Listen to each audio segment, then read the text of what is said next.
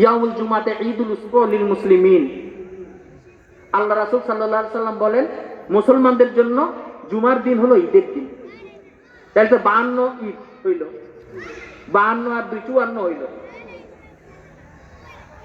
যারা কয় যে দুইটা ঈদ, কোন গুরুত্বপূর্ণ দিনকে যদি আপনি পালন করেন সেটাও ঈদের দিন। এটা আমরা কোরআন থেকে পাই। হযরত ঈসা আলাইহিস সালামের যে দোয়া আল্লাহর দরবারে, সেই দোয়া থেকে আমরা পাই। এখন সাহাবা বলে কি, সাহাবায়ে কেরাম তো ঈদে মিলাদুন নবী পালন করে না, কয় না? আচ্ছা।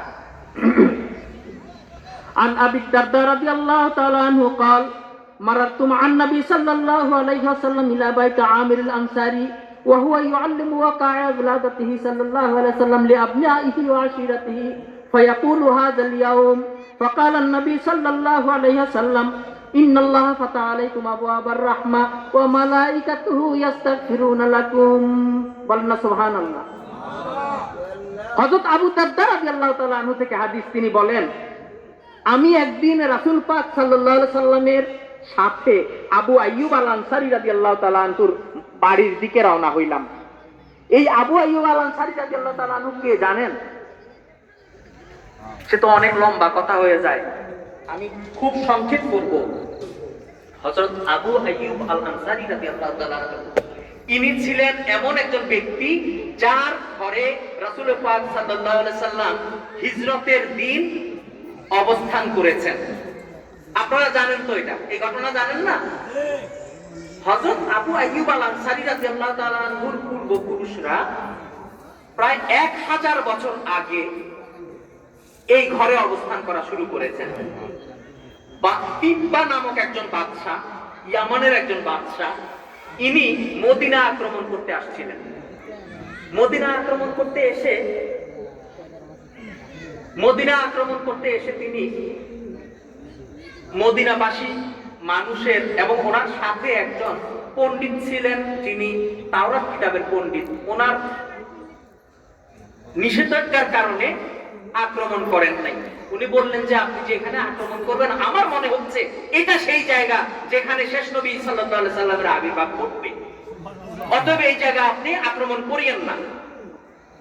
তিনি বললেন, তুমি যখন বলেছ আলহামদুলিল্লাহ, আমি খুশি, আমি এদেরকে আক্রমণ করবো না। সবাইকে ডেকে বললেন যে তোমাদের সাথে আমার কোনো বিরোধ নাই, আমি তোমাদেরকে আক্রমণ করব না।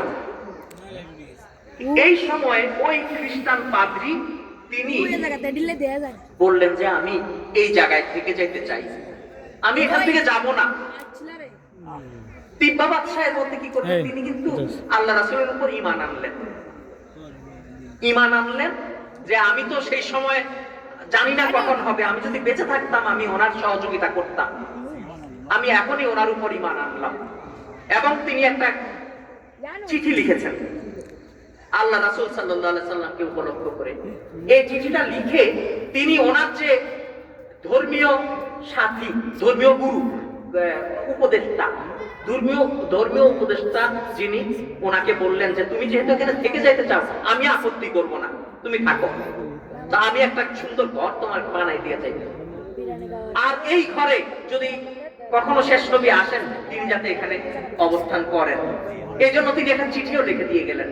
তিনি বললেন, তুমি তোমার সবচেয়ে গুরুত্বপূর্ণ যে সন্তান তাকে এই চিঠিটা দিও এবং গোপনে কথাটা বলে যাই, সে যদি আল্লাহ রাসূলের এই নাগাল পান তাহলে সে যাতে আল্লাহ রাসূলকে এই চিঠিটা পৌঁছান।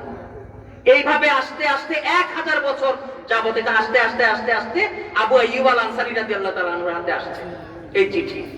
ওনার বাবা ঠিক ওনার ইন্তেকালের আগে বলে গেছেন যে তোমার সাথে দেখা হইলে তুমি এটা দিবা, আর যদি তোমার সাথে দেখা না হয় তোমার সবচেয়ে গুরুত্বপূর্ণ সন্তান, সবচেয়ে তোমার বিশ্বস্ত যে সন্তান, তাকে তুমি দায়িত্বটা দিয়ে যাইও। যখন আল্লাহ রাসূল সাল্লাল্লাহু আলাইহি সাল্লাম মক্কা থেকে মদিনায় আসলেন, সেই ঘটনা তো আপনারা জানেন। কয় কোনাই হাই, এটি কোনাই হাই, এই যে ক্যাম হরে হাই কোনাই কয় না, দেখেন মদিনাবাসীরা কি করেছেন। আল্লাহ রাসূল আসবেন, কেউ ছাদে, ঘরের ছাদে, কেউ গাছের আগায় উঠছেন, কে আগে দেখবেন আল্লাহ রাসূলকে। যখনই দেখা গেল ওই সানিয়াতুল বেদা নামক পাহাড়ের পাশ দিয়ে যখন দেখছেন ওই কাফেলা আসতেছে, আল্লাহ রাসূলকে দেখছেন, তারা বলতেছে আমরা এমন ভাবে দেখেছি যেমন চাঁদকে মানুষ দেখে, প্রত্যেকে দেখতে পাইছে। এখন তখন তারা গান গাইছে কি, তালাআল বাদরু আলাইনা মিন সানিয়াতিল বিদা ওয়াজাবা শুকরু আলাইনা মাদালিল্লাহি দা। সুবহানাল্লাহ। কয় খাইছে তারা? এটা গাইছেন কারা? এটা গাইছেন, তাদেরকে নিষেধ করছেন আল্লাহ, সাবধান তোমরা এটা গাইও না, গাইও না। মহিলারাও গাইছেন, বাচ্চারা গাইছেন, পুরুষরা গাইছেন, মহিলারাও এর মধ্যে ইনক্লুড আছে। আল্লাহ রাসূল কাউকে নিষেধ করেন নাই। যখন উট থামলো, সবাই তো টানাটানি শুরু করছেন যে ইয়া রাসূলুল্লাহ আপনি আমার মেহমান হবেন, আপনি আমার ঘরে আসেন, আমার মেহমান হবেন। আল্লাহ রাসূল বললেন আমি তো এত জায়গায় যেতে পারবো না, আমার উট যেখানে চলতে চলতে গিয়ে থামে আমি সেখানে অবস্থান করব। থামতে থামতে উট গেল কোথায়? আবু আইয়ুব আল আনসারী রাদিয়াল্লাহু তাআলা আনহুর ঘরে, ওনার বাড়িতে গিয়ে থামছে। তার মানে কি এখন এখানে আল্লাহ রাসূল থাকবেন, মসজিদে নববী তো এখানে। এই যে আবু আইয়ুব আল আনসারী রাদিয়াল্লাহু তাআলা আনহুর ঘরে আল্লাহ উট থামলো, তিনি নামলেন। নেমে তিনি প্রথমেই কি জিজ্ঞাসা করলেন জানেন? আবু আইয়ুব তোমার কাছে আমার একটা চিঠি আছে, চিঠিটা দাও। সুবহানাল্লাহি ওয়া বিহামদিহি সুবহানাল্লাহিল আযীম। আর এখন আমরা কই কি আল্লাহ রাসূল গায়েব জানেনি, গায়েব জানেনি, নাউযুবিল্লাহি মিন যালিক। এগুলি বেঈমানের কথা ভাই, এগুলি বেঈমানের কথা। ঈমানদার মানুষের মুখ দিয়ে এগুলি আসতে পারে না। কোরআনের কতগুলো আয়াত, আমি সেখানে একটু পরে যাচ্ছি, একটু পরে আমি সেই বিষয়ে যাচ্ছি। আমি যেটা বলতেছিলাম, এই আবু আইয়ুব আল আনসারী রাদিয়াল্লাহু তাআলা আনহুর ঘরে গেছেন কে? আল্লাহ রাসূল সাল্লাল্লাহু আলাইহি সাল্লাম। কাকে নিয়ে? হযরত আবু দারদা রাদিয়াল্লাহু তাআলা আনহুকে নিয়ে। ওয়া হুয়া ইউআদ্দিবু ওয়াকায়া বিলাদাতিহি সাল্লাল্লাহু আলাইহি সাল্লাম লিআবনাইহি ওয়া আশিরাতিহি। তিনি তার সন্তানদেরকে নিয়ে, পরিবার পরিজনকে নিয়ে তিনি আল্লাহ রাসূল সাল্লাল্লাহু আলাইহি সাল্লামের জন্ম বৃত্তান্ত আলোচনা করতেছিলেন। এই সময় আল্লাহ রাসূল ওখানে উপস্থিত হইলেন আর বললেন কি, এই রাত্রে আজকে হাজার ইয়াম, এই দিন, অর্থাৎ আল্লাহ রাসূল এই দিনে দুনিয়ায় এসেছিলেন। সুবহানাল্লাহ। এই অবস্থা দেখে আল্লাহ রাসূল এই কথা বলেন নাই, হায় হায় আবু আইয়ুব তুমি তো শিরক করে আলাইছো, তুমি তো বেদাত করে আলাইছো, হায় হায় হায় কি করছো, এই কথা বলেন নাই। কি বলছেন? আল্লাহ রাসূল সাল্লাল্লাহু আলাইহি সাল্লাম বলেন, ইন্নাল্লাহা ফাতাহা আলাইকুম আবওয়াবার রাহমা। আল্লাহ রাব্বুল আলামিন জান্নাতের রহমতের সমস্ত দরজাগুলি তোমাদের দিকে খুলে দিয়েছেন। সুবহানাল্লাহ। ওয়া মালাইকাতুহু ইস্তাগফিরুনা লাকুম, এবং তার সমস্ত ফেরেশতারা তোমাদের জন্য ইস্তেগফার করতে শুরু করেছে। সুবহানাল্লাহ। তাইলে মিলাদ দরকার আছে না নাই? আছে। সাহাবায়ে কেরাম মিলাদ করেন নাই? করছেন। আচ্ছা, আরেকখানা হাদিস শুনি। عن ابن عباس رضي الله تعالى عنهما كان يحدث ذات يوم في بيته وقال بلادته صلى الله عليه وسلم فيبشرون ويحمدون ويصلون إذ جاء النبي صلى الله عليه وسلم قال حلت لكم شفاعتي سبحان الله سبحان الله العظيم। বললেন কি, আব্বাস রাদিয়াল্লাহু তাআলা থেকে হাদিস, তিনি বলেন একদিন তিনি কি করতেছিলেন, আল্লাহ রাসূল সাল্লাল্লাহু আলাইহি সাল্লামের বেলাদতের ওয়াকিয়া ঘটনাবলী বর্ণনা করতেছিলেন, আল্লাহ রাসূলের উপর দুরূদ পড়তেছিলেন। ফায়াবশিরুনা, সুসংবাদ বর্ণনা করতেছিলেন, ওয়া আহমাদুনা, এবং প্রশংসা করতেছিলেন আল্লাহ রাসূলের, ওয়া ইউসাল্লুনা, এবং দুরূদ শরীফ পড়তেছিলেন। ইজ্জাআন নবী সাল্লাল্লাহু আলাইহি সাল্লাম, যখন আল্লাহ রাসূল সাল্লাল্লাহু আলাইহি সাল্লাম সেখানে উপস্থিত হলেন, বললেন কি, হাল্লাত লাকুম শাফাআতি, তোমাদের জন্য আমার সুপারিশ ওয়াজিব হয়ে গেছে। সুবহানাল্লাহ। এরপরও আমরা কই কি, নাই নাই নাই নাই ভাই, এই নাইয়ের দলে যদি আপনারা যান তাহলে ঈমান নাই হয়েই দুনিয়া থেকে ভাই একেবারে বিনা, একেবারে কিছু ছাড়া, তর্পিতপা ছাড়াই আপনার যাওয়া লাগবে ভাই। ঈমান আমার রক্ষা করব আমি, কারো কথায় নয়, কোরআন হাদিসে কি বলে সেই মতো চলে, বলে, শুনে, মেনে, তাইলে আমি হয়তো পরিত্রাণ পেতে পারি, আর না হয় আমার জীবন কাফের মুশরিকের জীবন আর আমার জীবনের মধ্যে কোনো পার্থক্য নাই, কোনো পার্থক্য নাই, কোনো পার্থক্য নাই। আপনারা রাগ করেন না, আমি একটু জোরে কথা হয়ে যায় অনেক সময় আসলে। আবার আজকে মনের অবস্থাটা বেশি ভালো না, বুঝতে পারি না যে আবার আপনাদের সাথে দেখা হইব কিনা, কেন জানি খারাপ লাগতেছে সেই জন্য।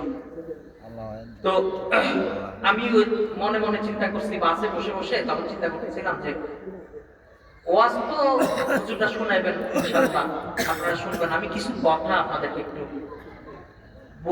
বলে যাই যাতে কারো কোনো সন্দেহ শোভা না থাকে আল্লাহর রাস্তায়। দেখেন এখন আসেন, আল্লাহ রাসূল সাল্লাল্লাহু আলাইহি সাল্লাম কয় গায়েব যাইতো না, কন্যা নাউজুবিল্লাহ, এটা মনে রাখবেন। তবে একটা কথা মনে রাখবেন, গায়েব দুই প্রকার, একটা গায়েব বিজাত, গায়েব বিজাত যেটা সেটা আল্লাহর জন্য খাস, আর গায়েব বিল ওয়াসিতা যেটা সেটা অবশ্যই আল্লাহ রাব্বুল আলামিন নবী রাসূলদেরকে দান করেছেন। কতটুকু দিবেন এটা কি আমি আপনি জানি না। মনে করেন এখন প্রধান উপদেষ্টা, হ্যাঁ, প্রধান উপদেষ্টার সাথে যদি মনে করেন এই একজন উপদেষ্টার কথা হয়, তাইলে সব কথা কি আপনারা এসে বলবে? এটা আপনি হজমও করতে পারবেন না, এটা বলারও বিষয় না। তার মানে যে কয় নাই তা কি? মেরাজে কি হয়েছে? মেরাজে আল্লাহ রাব্বুল আলামিন সমস্ত কিছু দেখাইছেন, আল্লাহ সমস্ত সৃষ্টিটাকে ঘুরাই ঘুরাই দেখাইছেন, সমস্ত জ্ঞান দান করেছেন। বললেন যে আল্লাহ রাব্বুল আলামিন কুদরতি হাত আমার বক্ষে যখন রাখলেন, আমি আগের পিছের সমস্ত জ্ঞানে ভরপুর হয়ে গেলাম। আচ্ছা, এখন আসেন আল্লাহ রাসূল সাল্লাল্লাহু আলাইহি সাল্লামের গায়েবটা। কোরআনে অনেকগুলো কথা আছে, আমরা জানি। আল্লাহ বলেন কি, আলিমুল গায়বি ফালা ইউযহিরু আলা গায়বিহি আহাদান ইল্লা মান ইরতাদা মির রাসূল। ইলমে গায়েব আল্লাহ কাউকে দেন নাই, কিন্তু যেই নবীদেরকে তিনি নির্বাচিত করেছেন তাদেরকে তিনি দান করেছেন। সুবহানাল্লাহ। তাইলে কারণে দিচ্ছেন এটা বোঝা গেল না? নাকি আল্লাহ রাসূলের কোন রাসূলই দেয় না, এটা বোঝা গেল না? ইন্নাম ইল্লা মান ইরতাদা মির রাসূল, রাসূলগণের মধ্য থেকে যাকে তিনি পছন্দ করছেন তাকে ইলমে গায়েব তিনি দান করছেন, এটা আল্লাহ বলতেছেন। আর আমি কই কি নাই, তাইলে সরাসরি কোরআনের বিপক্ষে হয়ে গেল না কথাটা আমার? ঈমান থাকে, কারণ কোরআনকে অস্বীকার করলে ঈমান থাকে না। আচ্ছা, আরো আছে, আপনারা তো জানেন আল্লাহ রাব্বুল আলামিন অনেকগুলো এই প্রশংসা করেছেন আল্লাহ রাসূলের, করে বলছেন কি, লাস্টে বলছেন, তিনি বলেন কি, ইন্নাহু লাকাউলু রাসূলিন কারীম যী কুওয়াতিন ইনদা যিল আরশি মাকিন মুতাইন সাম্মা আমিন ওয়া মা সাহিবুকুম বিমাজনুন ওয়া লাকাদ রাআহু বিল উফুকিল মুবিন ওয়া মা হুয়া আলাল গায়বি বিদানীন। এখানে অনেকগুলি কথা বলেছেন আল্লাহ রাব্বুল আলামিন তার হাবিবকে উদ্দেশ্য করে। ইন্নাহু লাকাউলু রাসূলিন কারীম, এই কোরআন নিশ্চয়ই রাসূল সম্মানিত রাসূলের বাণী, অর্থাৎ তিনি যা বলেছেন সেটা, এই কোরআনটা তিনি যা বলতেছেন। যে কুওয়াতিন ইনদা যিল আরশি মাকিন, তিনি মহাপরাক্রম, এখানে আল্লাহর কথা বলা হয়েছে, যে কুওয়াতিন ইনদা যিল আরশি মাকিন, তিনি আরশের অধিপতি, তিনি অনেক শক্তি সামর্থ্যবান শক্তিশালী। শেষে এসে বলেছেন ওয়া মা সাহিবুকুম বিমাজনুন, তোমাদের এই সাথী ইনি পাগল নন। আল্লাহ রাসূলকে পাগল বলছিল না? বলছে তিনি তো পাগল নন। ওয়ালাকাদ রাআহু ফিল উফুকিল মুবিন, তিনি ওই যে যখন বলছেন আমি আল্লাহকে দেখে আসছি মেরাজের পরে, এখন কইতেছে কি যে পাগল, তো বলছে তোমাদের সাথী পাগল নন, তিনি দিগন্তে তাকে দেখেছেন, আল্লাহকে তিনি দেখেছেন। আর কি ওয়ামা হুয়া আলাল গায়বি বিদানিন, এবং তিনি এমন রাসূল যিনি গায়েবের সংবাদ দিতে কৃপণতা করেন না। তাইলে এই যে বোঝা গেল যে আল্লাহ রাসূল গায়েব জানতেন না, এটা বোঝা গেল না। গায়েবের সংবাদ তিনি দিতে, তোমাদেরকে গায়েবের সংবাদ পৌঁছাইতে তিনি কৃপণতা করেন না, তাইলে তিনি নিশ্চয়ই গায়েব জানেন। আচ্ছা, এখন আরো আয়াত আছে।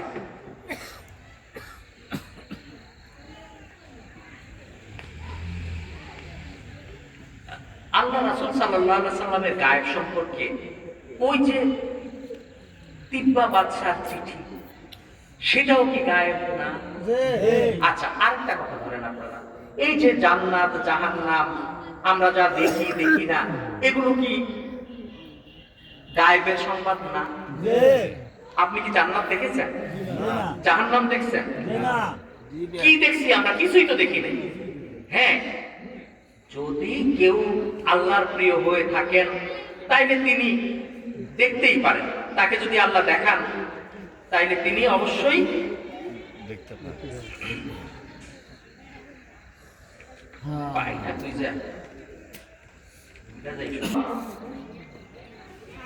এই দ্বারা আমরা বুঝি যে তিনি গায়েব জানতেন। তবে হ্যাঁ, এখানে আপনারা এটা মনে করেন না যে আল্লাহর সাথে আমরা কি আল্লাহ রাসূলকে কি আল্লাহ বলি?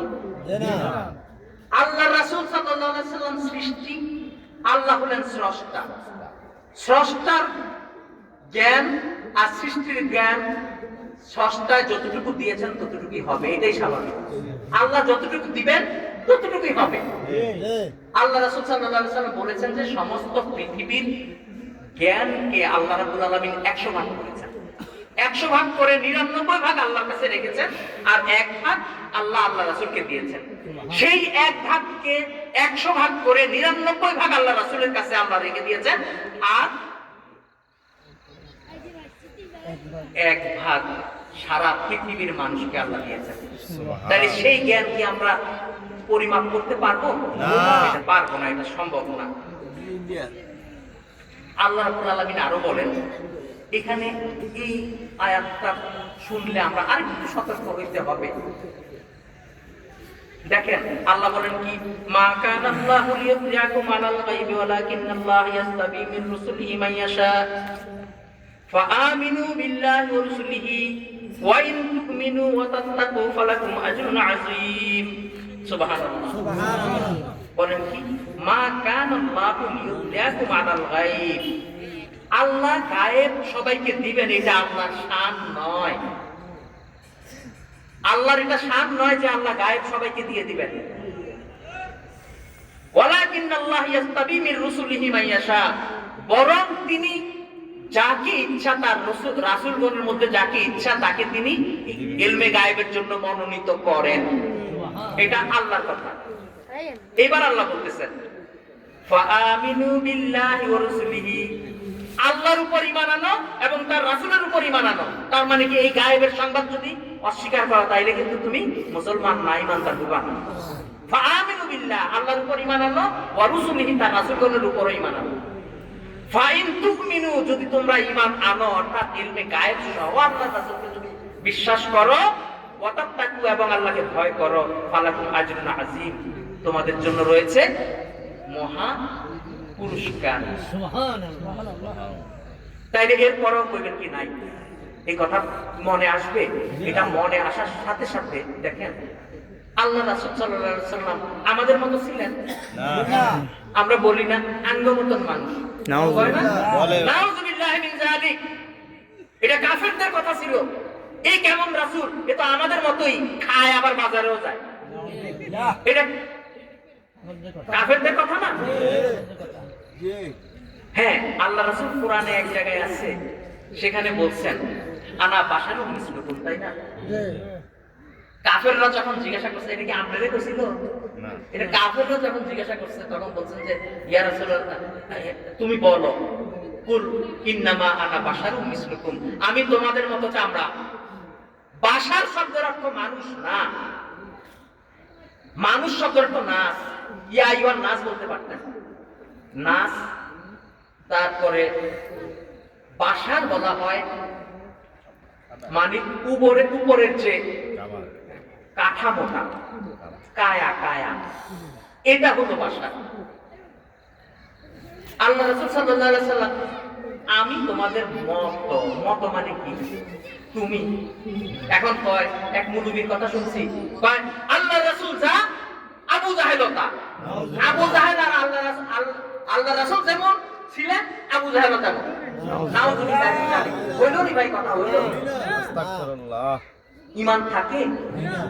তর্ক করতে পারবেন আপনি ভাই, সেটা অন্য হিসাব, কিন্তু ঈমান কি থাকে? না। আবু জাহেলের সাথে আল্লাহ রাসূলের তুলনা করেন। আবার তাদের ওয়াজ আপনারা শুনেন, ইউটিউবে কত মজা করে শুনেন, নিজেরাও তো বেঈমান হইবেন ভাই। এজন্য আল্লাহর রাস্তায় জাত তার আলোচনা শোনার দরকার নাই ভাই। আল্লাহ রাসূল সাল্লাল্লাহু আলাইহি সাল্লাম আমাদের মত ছিলেন না। আল্লাহ কোরআনে বলেন কি? ইন্নামা হারামা আলাইকুমুল মাইতাতু ওয়াদ-দামু ওয়া লাহমুল খিনজিরি ওয়া মা উহিল্লা লিগাইরিল্লাহ উহিল্লা লাকুম হুররিমাত আলাইকুমুল মাইতাতু। হুররিমাত আলাইকুমুল মাইতাতু, মৃত জন্তু খাওয়া আল্লাহ হারাম করেছেন। ওয়াদ-দাম, রক্ত খাওয়া। রক্ত খাওয়া কি জায়েজ না? হারাম। হারাম। কেউ হালাল কইতে পারবেন না? আচ্ছা, উহুদের যুদ্ধে যখন রাসূল পাক সাল্লাল্লাহু আলাইহি সাল্লাম দান্দান মোবারক শহীদ হইল, জানেন তো? জি। এই লোহার যে কড়া, এই বর্ম ছিল, বর্মের কড়া ভেঙে গেছে, ওই পাথরের আঘাতে ভেঙে দাঁতের ভিতর দিয়ে ঢুকে গেছে। আবু সাঈদ খুদরি রাদিয়াল্লাহু তাআলা আনহুর বাবা মালিক ইবনে সিনান রাদিয়াল্লাহু তাআলা আনহু, তিনি দেখলেন এটা যদি বেশি সময় রেখে দেওয়া হয় তাহলে আল্লাহ রাসূলের কষ্ট আরো বেশি হবে। তাই তিনি কি করলেন, এটা খোলার জন্য দাঁত দিয়ে কামড়াইয়া টান দিতে চেষ্টা করলেন। ওনার নিচের দাঁতও ভেঙে গেল, এত শক্তভাবে আটকেছে। তারপরও তিনি ছাড়লেন না। চিন্তা করলেন যে আমি এক টানে যদি খুলতে না পারি তাহলে আল্লাহ রাসূলের কষ্ট হবে। টান দিয়ে খুলে ফেললেন। সুবহানাল্লাহ। খুলে পাওয়ার পরে এবার রক্ত বের হওয়া শুরু করছে। মালিক ইবনে সিনান রাদিয়াল্লাহু তাআলা তিনি জিহ্বা লাগাইয়া চাইটা যেটা খাইতে শুরু করলেন। সুবহানাল্লাহ। দেখেন, তিনি ভাবলেন কি, যে এই পবিত্র রক্ত যদি মাটিতে পড়ে এই রক্তের অসম্মান হবে। সেই জন্য তিনি কি করলেন, চুষা খাইতে শুরু করলেন। আল্লাহ রাসূল তো এই কথা বলতে পারতেন, হায় হায় হায় হায়, তুমি কি করলা মালিক ইবনে সিনান, তুমি করলা কি? তুমি তো হারাম খায়া লাইছো। হায়, এই কথা না বলে কি বললেন আল্লাহ রাসূল? মাম্মাসাদামি দামাহুলাম তুসিবুন নারু আবাদা। যেই রক্তের সাথে আমার রক্ত মিলেছে সেই রক্ত জাহান্নামের আগুনের জন্য হারাম। তাহলে আমার মতন খাওয়াইদের নিয়ে রক্ত করে খা, আমার রক্ত খা। এই বেঈমানগুলি রে আমাদের মতো কয়, এগুলি বেঈমান। বেঈমান বেঈমান ছাড়া আমাদের মতো মুখ দিয়ে আসতেই পারে না, তার ঈমান নাই ভাই। বাপ মা মুসলমান হইলে কি মুসলমান? ওই যে আব্দুল্লাহ ইবনে উবাই ইবনে সুলুল আল্লাহ রাসূলের পিছনে নামাজ পড়তেন না? আল্লাহ রাসূলের পিছনে নামাজ পড়তেন, কিন্তু সে কি মুমিন না? কি করতো না সে? কোন ইবাদতটা করে নাই আল্লাহ রাসূলের সাথে থেকে থেকে, কিন্তু সে মুনাফিকদের সন্তান। এইরকম আমি আপনিও যদি সত্যিকারের ঈমান আমাদের মধ্যে না থাকে তাইলে আমরাও সেরকমই দেখতে লম্বা মোটা হুজুর, লম্বা জামা, কিন্তু আসলে ঈমান নাই, বেঈমান। এই জন্য এর দ্বারা বোঝা যায় আমাদের মত না। রাসূল পাক সাল্লাল্লাহু আলাইহি সাল্লামের ঘাম মোবারক ওনার ফুফু উম্মে হানি তিনি করতেন কি, এই বোতলের মধ্যে রাখতেন আর আতর হিসাবে ব্যবহার করতেন। সুবহানাল্লাহ। একজন সাহাবী এসে বললেন, ইয়া রাসূলুল্লাহ, আমার মেয়ের বিয়ে, কিন্তু আমি এত গরীব, আমি আমার মেয়েকে যে সুগন্ধি দিব আমি তো সেই পয়সা আমার নাই। আল্লাহ রাসূল বললেন, তুমি একটা পাত্র নিয়ে আসো, একটা শিশি নিয়ে আসো। শিশি নিয়ে আসলেন, তিনি কিছু ঘাম বইরা দিয়া বললেন, এটা নিয়ে যাও। যে একবার যেখানে লাগাইছেন সেখানে আর কোনোদিন সেখান থেকে ঘ্রাণ আর কোনোদিন শেষ হয় নাই। এই হলো আল্লাহ রাসূল। এখন আমার গায়ের তো কত সুন্দর গন্ধ বাইর হয় না, তা আমাদের মতো। আচ্ছা, উম্মে আয়মান আল বারাকা ওনার নাম, আসলে বারাকা একজন দাসী আল্লাহ রাসূল সাল্লাল্লাহু আলাইহি ওয়াসাল্লাম। ওনাকে ওনার মেয়ের নাম অনুযায়ী উম্মে আয়মান বলে ডাকা হতো। তো উম্মে আয়মান তিনি একদিন রাসূল পাক সাল্লাল্লাহু আলাইহি ওয়াসাল্লাম প্রস্রাব মোবারক রাখলেন। তিনি ওই পাত্রের মধ্যে পিপাসা লাগছে দেখে খায়া ফেলেছেন। কে? উম্মে আয়মান। আল্লাহ রাসূল যখন ডাকলেন তিনি বললেন যে আয়মান এখানে, উম্মে আয়মান এখানে তো কিছু প্রস্রাব রেখেছিলাম আমি। বলে ইয়া রাসূলুল্লাহ আমি তো খেয়ে ফেলেছি। তিনি বললেন কি, আল্লাহ রাসূল কি বললেন? হায় হায় হারাম খেয়েছো, হারাম খেয়েছো, কি করলাম, যাও তুমি করে আইও। না না বললেন কি, তোমার কখনোই পেটের পীড়া হবে না। সুবহানাল্লাহ। তো এখন আমাদের মতো হইলে বলে তা আমার দিও খা তুই। এই জন্য ভাই এই সমস্ত কুফরি কথা এগুলি কোন অবস্থাতে বলা আমাদের ইমানের খলনীয়ত আসবে, এটা কোনোদিন আমরা বলবো না আল্লাহর ওয়াস্তে। এরপরে আসেন আমি অল্প একটুখানি কথা বলে শেষ করে ফেলবো, কারণ আসলে এত লম্বা কথা কম আছে। কাব বিন জুহাইর রাদিয়াল্লাহু তাআলা আনহু একটা ঘটনা। বুজাইর এবং জুহাইর দুই ভাই। কাব এবং বুজাইর দুই ভাই, জুহাইরের ছেলে। তো জুহাইর একদিন দেখলেন, স্বপ্নে দেখলেন যে আকাশ থেকে একটা রশি আসছে, কিন্তু উনি ধরতে চাইলেন কিন্তু ধরতে পারলেন না। তো উনি ছেলেদেরকে বললেন কি, মনে হয় শেষ নবীর আগমন হয়ে যাবে অচিরেই, আমার ভাগ্যে মনে হয় সেটা জুটবে না, তাই তোমরা যদি তাকে পাও আমি তোমাদেরকে বলে যাচ্ছি তোমরা কিন্তু তার উপর ঈমান আনবা। অষ্টম হিজরিতে বুজাইর ঈমান আনলো, ভাইকে বললো যে তুমি ঈমান আনো, কিন্তু তিনি অস্বীকার করলেন। বরং আল্লাহ রাসূল সাল্লাল্লাহু আলাইহি সাল্লামকে কটাক্ষ করে কবিতা লিখলেন। একেবারে মানে কাব রাদিয়াল্লাহু তাআলা আনহু তিনি খুব আল্লাহ রাসূলকে উচ্চতাচ্ছিল্য করে কবিতা লিখলেন। আল্লাহ রাসূল ঘোষণা দিলেন তোমরা যেখানেই কাবকে পাবে হত্যা করবে, যেখানেই পাও তাকে হত্যা করবে। এখন উপায় আর নাই। ওয়াদাআতকুমুল আরদু বিমা রাহুবাত, পৃথিবী এত বিস্তীর্ণ হওয়া সত্ত্বেও ওনার কাছে সংকুচিত হয়ে গেছে, পলানোর জায়গা নেই। তো ভাই বলতেছে, ভাই তুমি একটা উপায় আছে, তুমি যদি ইসলাম গ্রহণ করো তাইলে মনে হয় মাপ পাইতে পারো। তা আমি যাইবো কেমনে? আমার তো দেখার সাথে সাথে হত্যা করবে। রাতের অন্ধকারে জাদুর মুড়ি দিয়ে দিয়ে আল্লাহ রাসূলের দরবারে আসছে, আয়েশা বলতেছে ইয়া রাসূলুল্লাহ, কোন ব্যক্তি যদি ইসলাম গ্রহণ করে তার পূর্বের সমস্ত গুনাহ কি মাফ হয়? না, হ্যাঁ মাফ হয়। ওর কাদের মতো পাপীও যদি এখানে এসে মাফ চায় আপনি কি তাকে মাফ করে দিবেন? হ্যাঁ অবশ্যই মাফ করে দিবেন। সুবহানাল্লাহ।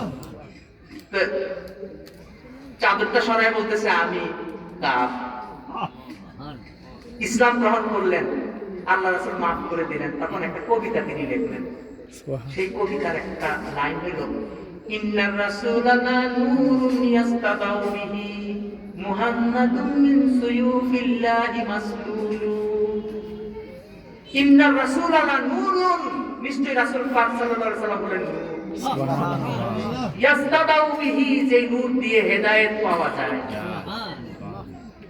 মুহাম্মাদুম মিন সুয়ুফিল্লাহি মাসলুলু, তিনি হিন্দুস্তানি তীক্ষ্ণ তরবারির একটা তরবারি।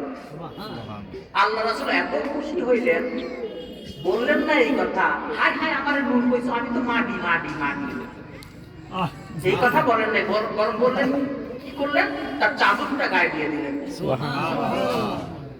এই জন্য এই কবিতাকে বলা হয় কাসিদায়ে বুরদা। কাসিদায়ে বুরদা আরো আছে। হযরত শরফুদ্দিন আল বুসরি রাহমাতুল্লাহ আলাইহির একটা কাসিদা আছে, কাসিদায় বুদ্ধা, বুদ্ধা মানে চাদর, মানে আল্লাহ রাসূলের কাছ থেকে চাদর পাইছিলেন এরা দুজনেই, আরো অনেকে পাইছেন। এই যে হাসান বিন সাবিত আল আনসারী রাদিয়াল্লাহু তাআলা আনহু, উনি তো শুধু চাদরই পান নাই, উনি শায়রুর রাসূল সাল্লাল্লাহু আলাইহি ওয়াসাল্লাম হয়েছিলেন, আল্লাহ রাসূলের সভাকবি। তাইলে আমাদের কয় হ্যাঁ তারা না ধরে কিন্তু হাত ধরে কিন্তু আল্লাহ রাসূল সাল্লাল্লাহু আলাইহি ওয়াসাল্লাম সাথে রাখতেন। হাসান বিন সাবিত আল আনসারী রাদিয়াল্লাহু তাআলা আনহু যেখানে আল্লাহ রাসূল যাইতেন সেখানে তিনি সবার আগে তিনি উঠে আগে আল্লাহ রাসূলের প্রশংসা করতেন, কবিতা পড়তেন, তারপরে হইত অন্য কার্যক্রম হইত। এগুলি আমাদের বানানো না ভাই। তো আমি এত লম্বা করব না, আমি শেষ করে দিতেছি। একটা কথা বলি, দেখেন একটা বিষয়ে কথা বলি, আল্লাহ রাসূল সাল্লাল্লাহু আলাইহি ওয়াসাল্লাম থেকে কখন এই যে আমরা যেগুলি পাই এখন, এই নাই সেই নাই ওই নাই পাই না আমরা, এগুলি আসলে কখন কোথা থেকে আসছে? দেখেন আজ থেকে যদি আপনি কয়েকশো বছরের দিকে তাকান, 300-400 বছর আগেও কিন্তু আমি বললাম না ঈদে মিলাদুন নবীও ছিল, মাজারও কেউ ভাঙতে যায় নাই, মাজারও ছিল। এই মাজার ভাঙা শুরু হইল কবে থেকে, তাই না? একখানা হাদিস শোনাই, হাদিসটা বুখারী শরীফে আসছে। আমি রেফারেন্স বলার দরকার না, রেফারেন্স তাদের জন্য বলতেছি যারা কোট করতেছেন। বলে হুজুরে এত কথা কইছে, এটি একটু লিখে লিখে নিন, এটি কোনো হাদিসের কথা না, এগুলাই কইলাম আমি। আন ইবনে উমর রাদিয়াল্লাহু তাআলা আনহু আন্না রাসূলুল্লাহ সাল্লাল্লাহু আলাইহি ওয়াসাল্লাম قال اللهم بارك لنا في شامنا وفي يمننا قال قالوا وفي نجدنا قال اللهم بارك لنا في شامنا وفي يمننا قالوا وفي نجدنا قال هناك الزلازل والفتن وبها يطلع قرن الشيطان। ইবনে উমর রাদিয়াল্লাহু তাআলা আনহু থেকে হাদিস এবং বুখারী শরীফে আসছে হাদিস খানা, মুসলিম শরীফেও আসছে অন্য ইবারতে। সে খুব একটা পার্থক্য নাই, পার্থক্যটা শুধু এখানে কি আল্লাহুম্মা বারিক লানা ফি শামিনা ওয়া ফি ইয়ামানিনা, আর ওখানে আসছে আল্লাহুম্মা বারিক লানা ফি শামিনা ওয়া ফি ইয়ামানিনা ওয়া ইয়ামানিনা, আল্লাহুম্মা বারিক লানা এখানে ওই ওয়াটা শুধু নাই, এরকম আর কিছু কথা ওখানে বাড়তি আছে। তো বলছেন কি আল্লাহ রাসূল দোয়া করতেছেন, হে আল্লাহ আপনি আমাদের শাম অর্থাৎ সিরিয়ায় বরকত দান করুন, ইয়ামেনে বরকত দান করুন। একজন সাহাবী ছিলেন, তিনি বললেন ইয়া রাসূলুল্লাহ ওয়া ফি নাজদিনা, আমাদের নাজদের জন্য একটু দোয়া করেন। আল্লাহ রাসূল আবার দোয়া করলেন আল্লাহুম্মা বারিক লানা ফি শামিনা ওয়া ফি ইয়ামানিনা। ওই সাহাবী আবার বললেন ওয়া ফি নাজদিনা। আল্লাহ রাসূল আবার দোয়া করলেন, তিনবার দোয়া করলেন। একবারও নাজদের কথা বললেন না, বরং বললেন কি হুনাকাল জালাজিল ওয়াল ফিতান, সেখান থেকে জিল্লতি আর ফিতনা ফাসাদের সৃষ্টি হবে, ওয়া বিহি ইয়াতলাউ কারনুশ শয়তান, সেখান থেকে শয়তানের শিং বের হবে। সমস্ত আলেমগণ একমত হয়েছেন যে শয়তানের শিং কে? শয়তানের শিং হলো মুহাম্মদ ইবনে আব্দুল ওয়াহাব নজদি, যে সর্বপ্রথম এসে কি করেছে, সমস্ত মক্কা মদিনার যত মাজার ছিল সব ভাঙছে, ভাঙ্গে আসছে আল্লাহ রাসূল সাল্লাল্লাহু আলাইহি সাল্লামের রওজা মোবারক ভাঙতে। তখন সর্বপ্রথম তার ভাই তার জুতা মারছিল, সে লাঠি রেখে আল্লাহ রাসূলের রওজাতে লাঠি গিয়ে বলতেছে আমার এই লাঠির যা ক্ষমতা আছে মুহাম্মদের তাও নাই, কারণ মুহাম্মদুন কাদ মাতা, মরে গেছে, মাটি হয়ে গেছে। নাউযুবিল্লাহি মিন যালিক। এই একটা মাজার ভাঙতে পারে নাই, আর সব ভাঙছে। এখন আমরা কি করতেছি, কার কাম করতেছি আমরা? 1400 বছর যাবত, 1300 বছর যাবত যদি মাজার থাকতে পারে, সাহাবায়ে কেরামের সময় ছিল, তাবিঈনগণের সময় ছিল, তাবে তাবিঈনগণের সময় ছিল, এখন এসে আমি বেশি বুঝে গেছি ভাগ্যে আল্লাহ সব রাখার দরকার নেই। আমরা কারা? এই জন্য দেখবেন বলে আও মুহাম্মদিয়া, তরিকায়ে মুহাম্মদিয়া, বুঝছেন? চিশতিয়া, কাদেরিয়া, নকশবন্দিয়া, মুজাদ্দিদিয়া, আও মুহাম্মদিয়া। এই আও মুহাম্মদিয়া হলো মুহাম্মদ ইবনে আব্দুল ওয়াহাব নজদ থেকে যে বের হয়েছিল, আল্লাহ রাসূলের রওজা ভাঙতে পারে নাই। কেন পারে নাই? কারণ এটা এর আগেও আপনারা জানেন, বাদশা নুরউদ্দিনের ঘটনা জানেন না আপনারা? বাদশা নুরউদ্দিন স্বপ্নে দেখে, এই নুরউদ্দিনের ইতিহাস আমি বলার এখন সময় নাই। নুরউদ্দিন স্বপ্নে দেখলেন আল্লাহ রাসূল ওনাকে বলতেছেন, নুরউদ্দিন তুমি আমাকে হেফাজত করো। তিনি চিন্তা করলেন, হ্যাঁ লাভ দিয়ে উঠছেন, উঠে 2 রাকাত নামাজ পড়ছেন, ওযু করছেন, 2 রাকাত নামাজ পড়ছেন, আবার শুনছেন, আবারও একই স্বপ্ন দেখেন। তিনি ভাবলেন যে কি দেখতেছি আমি এটা। শেষে তৃতীয়বার আবারও তিনি আবার শুয়ে পড়লেন, আবারও দেখলেন নুরউদ্দিন এই 2 জন লোক থেকে আমাকে রক্ষা করে। 2 জনের চেহারা দেখাই দিলেন। তিনি ভাবলেন যে মদিনায় নিশ্চয়ই কোনো সমস্যা হয়েছে। ওনার মুজিবকে বলার পরে উনি বললেন, আপনি এই কথা কাউকে বললেন না, গোপনে চলেন, বাহিনী নিয়ে চলেন মদিনায়। বাহিনী নিয়ে মদিনায় আসলেন, এসে মদিনা ঘেরাও করে ফেললেন, একটা লোক যাতে বের হইতে না পারে মদিনা থেকে। এরপরে খাবারের আয়োজন করলেন, দান সদকা করতে শুরু করলেন। সবাই খাইতে আসলো, ওই 2 চেহারা আর মিলে না। শেষে তিনি বললেন যে আরো লোক বাকি আছে। বললো না, আর কেউ তো নাই। বললো না, অবশ্যই বাকি আছে।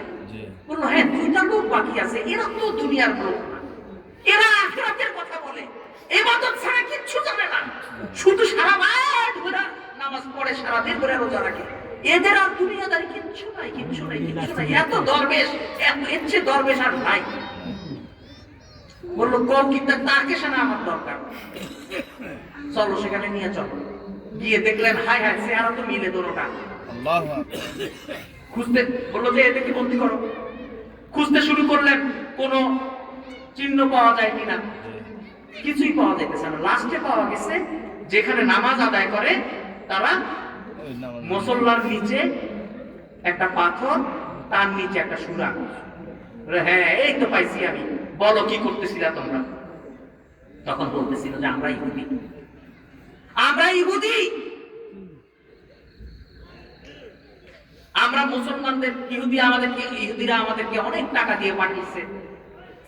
আমরা, আমাদের উদ্দেশ্য হলো আল্লাহ রাসূল সাল্লাল্লাহু আলাইহি সাল্লামের লাশ মোবারক আমরা চুরি করব, এটা নিয়ে যাব, এটাই আমাদের কাজ ছিল। সারা রাত ধরে আমরা অল্প অল্প করে মাটি খুঁড়ি, আর এগুলি মশক, পানির মশককে করে দূরে শহরের বাইরে নিয়ে ফেলে দিয়ে আসি। এই হলো আমার কাজ, রাতের বেলার কাজ। আর এমনি কত বড় হুজুর দরবেশ, এখনো এরকম দরবেশ আছে, বেঈমান দরবেশ আছে। এরপরে তাদেরকে হত্যা করা হইল, এবং নুরউদ্দিন কি করলেন, মাজারের রওজা পাকের 4 পাশ দিয়ে বিশাল করে গর্ত করে সীসা দিয়ে ঢালাই করে দিলেন। সুবহানাল্লাহ, সুবহানাল্লাহ। আল্লাহ রাসূল বলে মাটি হয়ে গেছে না?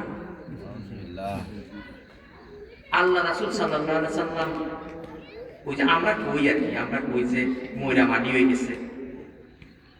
ইবনে মাজাহ শরীফের হাদিস, عن أبي الدرداء رضي الله تعالى عنه قال قال رسول الله صلى الله عليه وسلم إن الله حرم على الأرض أن تأكل أجساد الأنبياء فأنبياء الله حي يرزقون।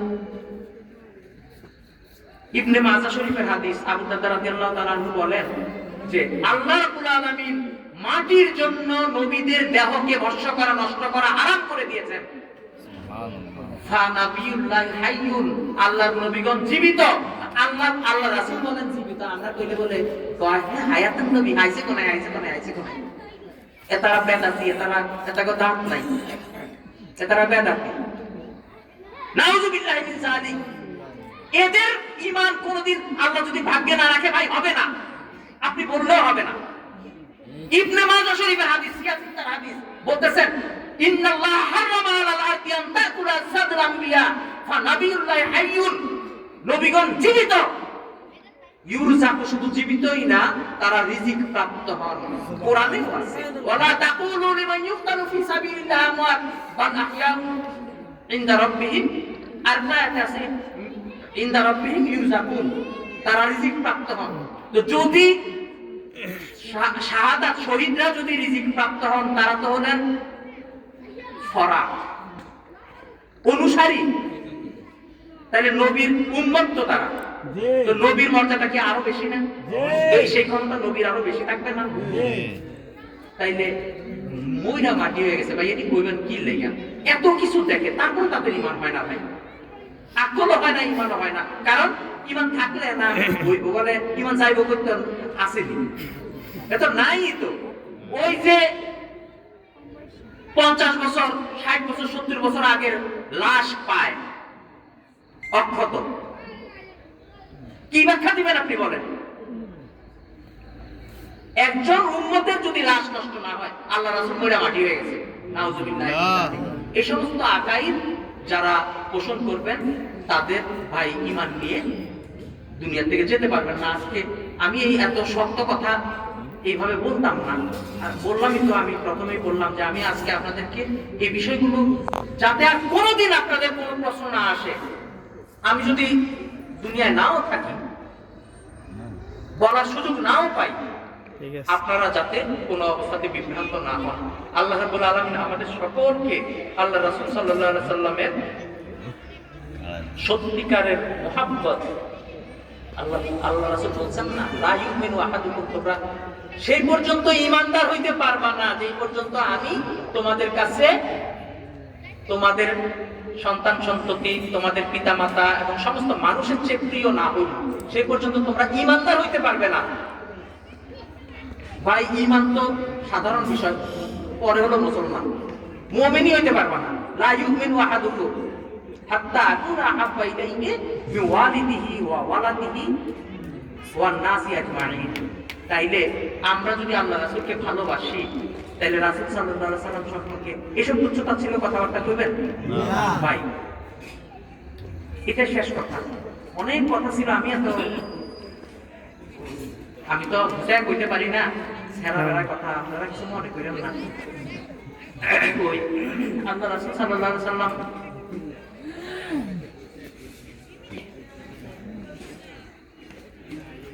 কথাই তো অনেক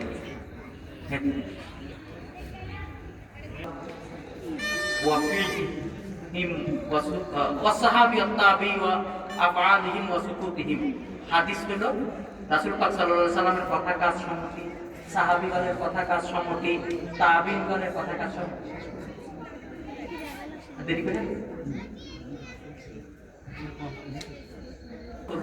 লিখছেন আইয়ুমা রাজুলিন মুসলিমিন, আপনারা জানেন, আমি আবার মনে করাই দিই, আইয়ুমা রাজুলিন মুসলিমিন সাব্বা রাসূলিল্লাহি সাল্লাল্লাহু আলাইহি ওয়াসাল্লাম আও আবাহু আও তানাক্কাসা ফাকাদ কাফারা বিল্লাহি তাআলা ওয়া বানাত মিনহু ইমরাআতুহু। আইয়ুমা রাজুলিন মুসলিমিন, কোন মুসলমান যদি সাব্বা রাসূলিল্লাহ সাল্লাল্লাহু আলাইহি ওয়াসাল্লাম, আল্লাহ রাসূলকে গালি দেয়,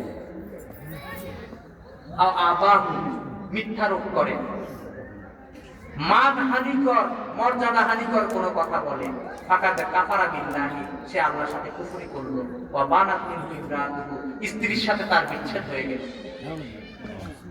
এখন যেই কথায় বুঝবেন যে আল্লাহ রাসূলের মর্যাদা খাটো হয়, সেটাই বলা যাবে না। এখন যদি মনে করেন, আমি মনে করেন সায়েন্সের অনেক কিছু আমি জানি না, কারণ আমি সায়েন্স পড়ি না। এখন আমি কি বলে ফিজিক্স কেমিস্ট্রি আমি পারি না। এখন আপনি যদি বলেন যে এই আমি ফিজিক্স কেমিস্ট্রি কিছু জানে না, কথা কি মিথ্যা? সত্য। সত্য। কিন্তু এটা বলার দ্বারা কি আমার মর্যাদা বাড়লো নাকি কমছে? মানে মানুষের কাছে আমার এই কথাটা বলার কারণে আমি ছোট হইলাম না? তাইলে যদি সেটা এরকমও হয়, সেই ক্ষেত্রেও বলা যাবে না আল্লাহ রাসূল এটা পারতেন না, ওটা জানতেন না, এটা করতে কম করছেন, এটা এরকম এরকম করলে আরো ভালো হইতো, এগুলি বলা কুফরি, কুফরি, কুফরি। মনে রাখবেন, যদি কেউ বলে যে আল্লাহ রাসূল এটা পারতেন না, এটা জানতেন না, এটা এই করেন না, এটা এরকম করলে আরো ভালো হইতো, রাজনৈতিক প্রজ্ঞা ছিল না, কয় না আবু ইমাম হুসাইন রাদিয়াল্লাহু তাআলা রাজনৈতিক প্রজ্ঞা কম ছিল, নাউযুবিল্লাহ। এখন হুজুররাই কয় এগুলি বলার দ্বারা সাথে সাথে সে ফাকাদ কাফারা বিল্লাহি, সে আল্লাহর সাথে কুফরি করলো, ওয়া বানাত মিনহু ইমরাআতুহু, স্ত্রীর সাথে তার বিচ্ছেদ হলো। কেন? কারণ সে তো কাফের, স্ত্রী তো মুসলমান, কাফের আর মুসলমানের বিয়ে থাকে না। এখন এগুলি করার পরে এরপরও যদি সন্তানাদি হয়, সেগুলি কি হবে? জারজ সন্তান। এই জারজ সন্তানরাই ইসলামের এই খারাপি করে বেড়ায়। এই জন্য ভাই সাবধান থাকেন, নিজে সাবধান হন। আল্লাহ রাব্বুল আলামিন আমাদের সকলকে আল্লাহ রাসূল সাল্লাল্লাহু আলাইহি সাল্লামের ঈমান, সত্যিকারের ঈমান, লা ইলাহা ইল্লাল্লাহু মুহাম্মাদুর রাসূলুল্লাহ, সারা জীবন লা ইলাহা ইল্লাল্লাহ কইলে আপনি মুসলমান হবেন না। কাফের কুরাইশরা তো লা ইলাহা ইল্লাল্লাহ বিশ্বাস করেছে, কিন্তু তারা মুসলমান হয় নাই, মুহাম্মাদুর রাসূলুল্লাহ তারা মানে না। এই জন্য এই দুইটা সমন্বয়ে ঈমান, আলাদা করে কোনো কিছু করার সুযোগ নেই। এই জন্য আমরা এটা খেয়াল রাখবেন, এইভাবে নিজের ঈমানকে রক্ষা করবেন। আল্লাহর কাছে যা ইবাদত করবেন, অল্প ইবাদত করবেন, ইনশাআল্লাহ কাজে আসবে। তো এখন আপনাদের সামনে